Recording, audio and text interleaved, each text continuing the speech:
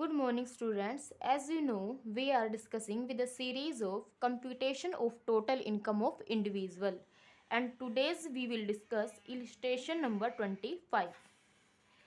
कहते Shri Vatsan has earned gross total income of 8 lakh in the previous year of 2019-20 and made the following donation during the year.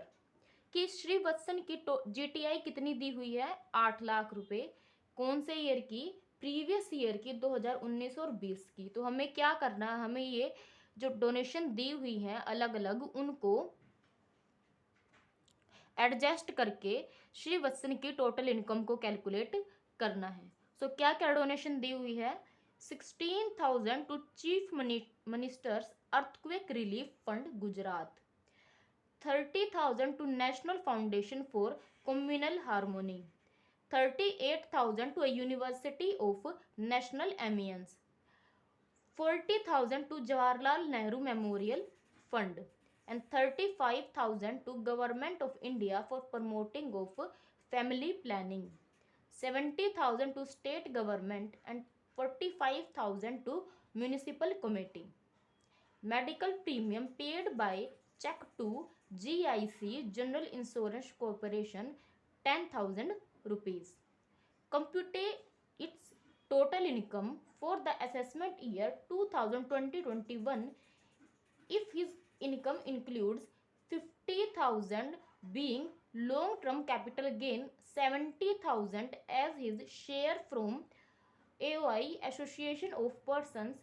He has incurred 5,000 for medical treatment of his handicapped brother. He has incurred 70,000 for treatment of his mother for a notified disease. He has paid 10,000 to LIC for pension fund. ये सभी आपकी adjustment दी हुई है जो श्री वत्सन की GTI में से adjust करके हमें उसकी टोटल इनकम को कैलकुलेट करना है। सबसे पहले computation of total income.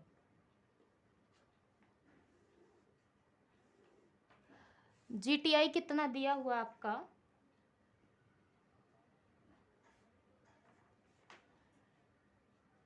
8 lakh rupees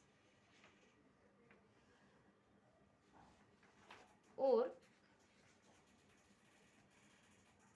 आगे क्या दिया हुआ है कि share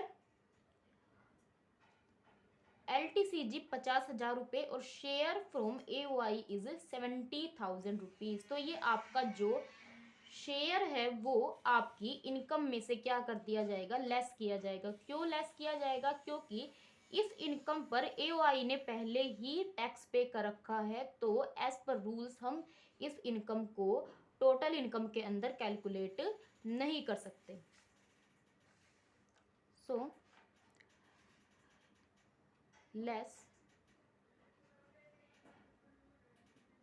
share from AOI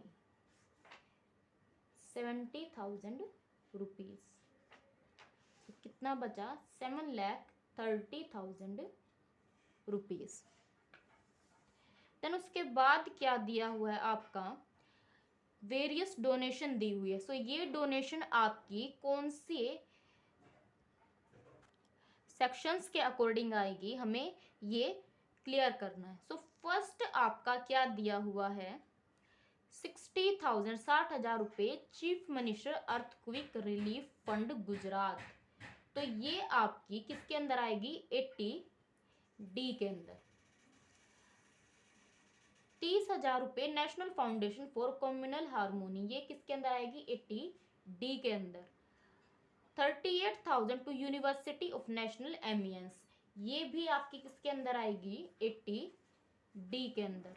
and 40,000 to Jawaharlal Nehru memorial fund, ये आपकी 80D के अंदर आएगी। लेकिन ये जो स्टार्टिंग की 3 आपकी डोनेशन है ये है आपकी 100% डिडक्शन विदाउट लिमिट। कि जितना भी आपने डोनेट किया है उस सभी अमाउंट की आपको क्या मिलेगी, डोनेशन मिलेंगी, और इसके लिए आपको कोई लिमिट भी कैलकुलेट नहीं करनी। लेकिन 40,000 आपने जो जवाहरलाल नेहरू मेमोरियल फंड के अंदर दिए हैं वो आपकी है तो बिना लिमिट के, लेकिन वो क्या करना है, आपको 50% की डिडक्शन मिलेगी, यानी कि जितना आपने डोनेट किया है उसका 50% आपको क्या करना पड़ेगा, डिडक्शन उसकी मिलेगी।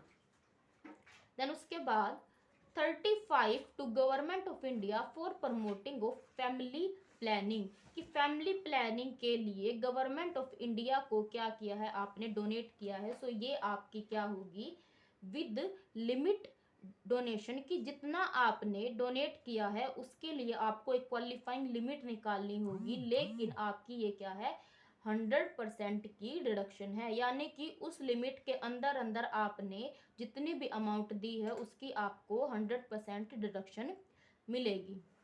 Then 70,000 to state government and 45,000 to municipal committee, ये दोनों डिडक्शन आपकी किसके अंदर आएंगी, 50% रिडक्शन ऑफ विद लिमिट, की एक स्पेसिफाई लिमिट निकालेंगे और उस लिमिट का क्या करेंगे, 50% पोर्शन ही क्या होगा, एग्जम्पशन के लिए यूज किया जाएगा। Then medical insurance paid by cheque to GIC, कि जीआईसी को क्या दिया है, मेडिकल प्रीमियम पे किया है कितने का, 10,000 का। तो इसको क्या करेंगे, हम लेस करते हैं, less 80 D medical premium paid कितना, 10,000 रुपये। देन उसके बाद एलटीसीजी और आपकी एओआई को टोटल इनकम के अंदर इंक्लूड नहीं किया जाएगा, क्योंकि ये आपकी जीटीआई के अंदर पहले ही क्या है, ऐड कर दी गई है। देन उसके बाद ही incurred 5,000 for medical treatment for handicapped brother, तो ये डिडक्शन आपकी किसके अंदर आएगी, ये आएगी आपकी 80 डी के अंदर, less 80 premium paid for handicapped brother, कितनी लिमिट है आपकी, उसने पे कितना किया है, 5,000 रुपये, लेकिन एज पर 80 डी डिडक्शन आपको इस सेक्शन के अंदर कितनी डिडक्शन मिलेगी, आपको मिलेगी 75,000 की डिडक्शन। एक पर्सन ने, एक इंडिविजुअल ने चाहे कितना भी पे किया हो, उसको इस सेक्शन के अकॉर्डिंग कितनी डिडक्शन मिलेगी, उसको मिलेगी 75,000 रुपीज़ की। सो 75,000 रुपीज़। देन उसके बाद ही incurred 70,000 for treatment of his mother, तो ये किस सेक्शन के अंदर आएगा आपका, ये आएगा 80 B, amount paid for mother treatment कितने का, 70,000 का। लेकिन 80 डी की डिडक्शन के अकॉर्डिंग एक इंडिविजुअल को टोटल कितनी अमाउंट की डिडक्शन मिलेगी, उसको मिलेगी 40,000 की, चाहे उसने कितना भी अमाउंट पे किया हो।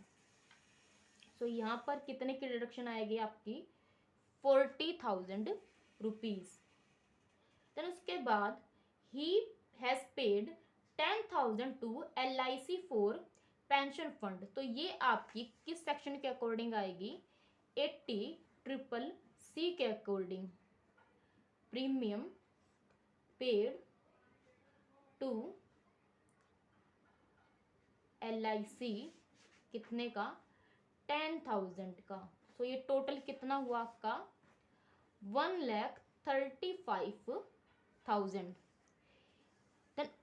अब इसके बाद देखेंगे 80G की डिडक्शन, लेस डिडक्शन 80G। अब इन डिडक्शन को पहले क्यों कैलकुलेट किया गया, क्योंकि आपके जो 80D की डिडक्शन है उसके अंदर हमें लिमिट का पता लगाने के लिए जो ये अमाउंट आपकी दी हुई है उनको क्या करना पड़ता है, लेस करना पड़ता है। तो इन अमाउंट का पता लगाने के लिए हमने पहले इन डिडक्शन को क्या क्या कैलकुलेट किया। अब कैलकुलेट करेंगे 80G की डिडक्शन। तो फर्स्ट क्या है आपका 100% डिडक्शन विदाउट लिमिट, कि आपकी वो अमाउंट जिसके अंदर कोई लिमिट नहीं है और उसकी 100% डिडक्शन मिलेगी। उसमें से फर्स्ट क्या है आपका 60,000 रुपये chief minister earthquake relief fund के अंदर दिए गए हैं। Earthquake relief fund for chief minister,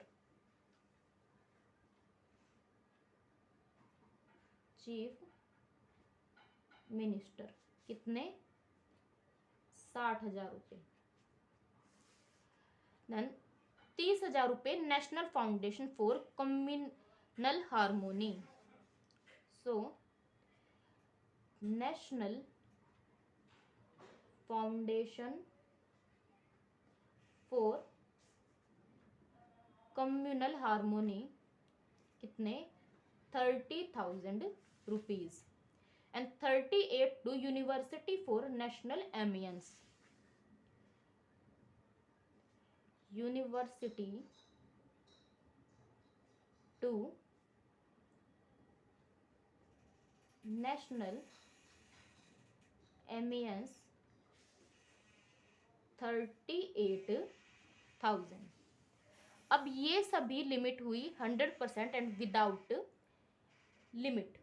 अब होगी विदाउट लिमिट लेकिन 50% की डिडक्शन, यानी कि वो अमाउंट जिसके लिए हमें कोई लिमिट नहीं निकालनी लेकिन उसकी जो अमाउंट उसने पे की है उसकी हाफ का ही क्या मिलेगा डिडक्शन मिलेगा। So 40,000 to Jawaharlal Nehru memorial fund, Jawaharlal Nehru memorial fund 40,000 का हाफ कितना 20,000 रुपीज। देन अब निकालेंगे deduction with limit donation. So with limit donations, उसके लिए सबसे पहले निकाली जाएगी आपकी qualifying limit. So qualifying limit कैसे निकालेंगे, आपकी जो इनकम दी हुई है 7,30,000 उसमें से क्या लेस करेंगे आपकी 80DD, 80D, 80DDB and 80CCC की जो डिडक्शन है उनकी अमाउंट को क्या किया जाएगा लेस किया जाएगा, और उसके साथ लॉन्ग टर्म कैपिटल गेन की जो अमाउंट है उसको लेस किया जाएगा। सो 1 लाख माइनस 1,35,000 माइनस 50,000 रुपीज। सो आपकी कितनी आई total qualifying amount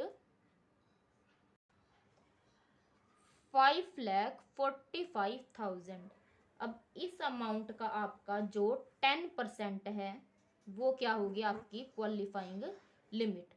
so 54,500 rupees आपकी क्या आएगी क्वालिफाइंग अमाउंट, कि आपने जितना भी डोनेशन किया है वो किसके अकॉर्डिंग आएगा आपका 54,500 के लिमिट के अंदर ही आपको क्या मिलेगी डिडक्शन मिलेगी। सो लिमिट वाली डिडक्शन हमारी कौन कौन सी हैं, एक government of India for promoting of family planning. So ये डिडक्शन आपकी क्या होगी 100% की डिडक्शन होगी और with limit. So amount paid for family planning कितनी 35। सो इसके अंदर से हम 35,000 की पूरी डिडक्शन ले लेंगे। अब कितना बचा 35 के बाद 19,500 की। अब हमें टोटल इतनी अमाउंट की डिडक्शन ही मिल सकती है, लेकिन अमाउंट कितनी है हमारे पास है 1,35,000 की डिडक्शन। सो इसमें से हमें कितने की ही मिलेगी, सिर्फ 19,500 की डिडक्शन मिलेगी। सो अदर डोनेशन हमारी कितनी बची, अदर डोनेशन 1,19,500 का 50% कितना आएगा 9,750 कि हमारी जो भी अमाउंट बची इसका 50% ही हमें आगे डिडक्शन के लिए मिलेगा। सो टोटल कितनी हुई डिडक्शन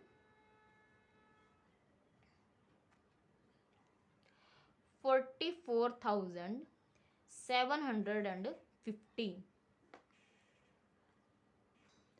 सो अब 80G के अंदर हमारी जो टोटल डिडक्शन आएंगी उनकी कैलकुलेशन की जाएगी। 80G के अंदर कौन कौन सी डिडक्शन है, 60,000, 30,000, 38,000, 20,000 एंड 44,750। सो टोटल कितनी हुई डिडक्शन 1,92,750। सो ये डिडक्शन आपकी हुई 80G के अकॉर्डिंग। तो हमें टोटल इनकम कैलकुलेट करने के लिए क्या करना पड़ेगा, सबसे पहले जीटीआई में से एओआई का शेयर लेस करने के बाद जो इनकम बची थी उसमें से हम क्या लेस करेंगे, ये वाली डिडक्शन एंड ये वाली डिडक्शन। सो हमारे पास टोटल